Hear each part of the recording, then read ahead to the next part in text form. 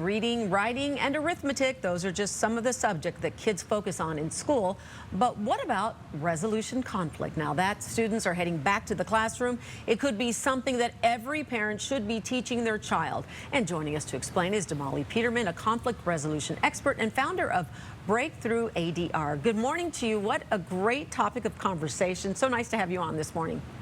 Good morning, Sylvia. It's wonderful to see you. And you're absolutely right. It's a topic of conversation that never ends. Everyone needs to have some conflict resolution tips for their children. Okay, and tell us why that is, because we prepare them in so many other ways, but this isn't a major focus for us.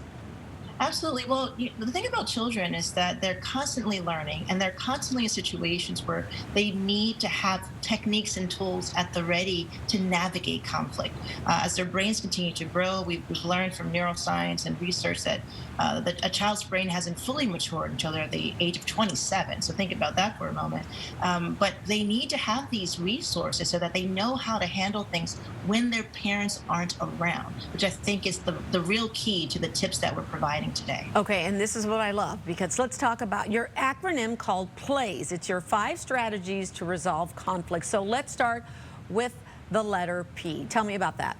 Absolutely. It's never too early to teach kids the difference between a position and an interest. A position is what someone says they want. I want a new bike. An interest is why they want it. My old bike is too small. The classic story that teachers like to use is 2 kids who both reach for the last orange. They go to the nearest adult to help them and they say, "What should we do?" And what do you think the adult does, Sylvia, when there's two kids and there's only one orange? What does the adult usually do? Split it. Exactly. Splitting it in half is the most common approach to the scenario. When each kid says they want it, that's their position.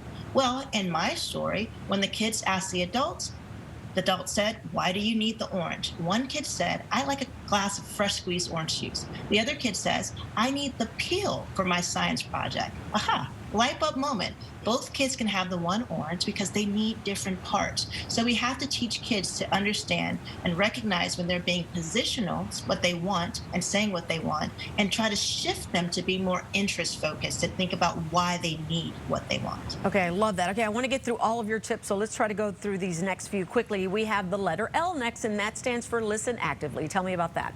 Absolutely. Kids are always listening on autopilot. Active listening requires you to give your full attention and focus with all of your senses to the speaker. Teach kids to engage in active listening. That will help them to understand what's being said to them and really comprehend it.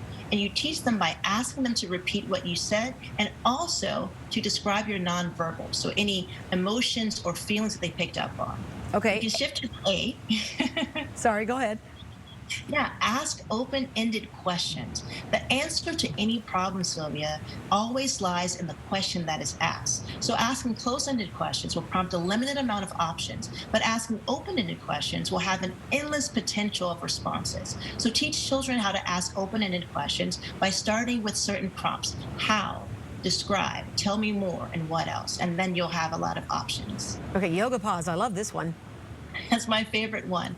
Conflict escalates so quickly. Sometimes you have to slow things down and pause to give everyone a chance to think and recalibrate. The yoga pause to me is when you've reached that ideal yoga pose and you pause and sit in it for that moment. Teach kids to pause instead of engaging in an escalating pattern of conflict. Okay, and finally, see another perspective. That S is so important, Sylvia. When people are in conflict, they're only seeing things through a very myopic, narrow lens. Teach kids to be open-minded and to see another perspective. They don't have to agree with the other side, but they should be able to actively listen and appreciate that there may be more than one perspective to the situation. You know, I love this. And I love this because your acronym, we're talking about kids solving resolution, but actually, Damali, this can work for all of us, can't it? Okay, where do people go to learn more about you and your website? Please come to our website. Our website is Breakthrough ADR. That stands for Alternative Dispute Resolution. We're on all social media, and we're always happy to help people navigate conflict. Very good advice. Thank you so much. I'm going to take some of this to heart. Good to have you this morning. Thank you. Have a great day. You too.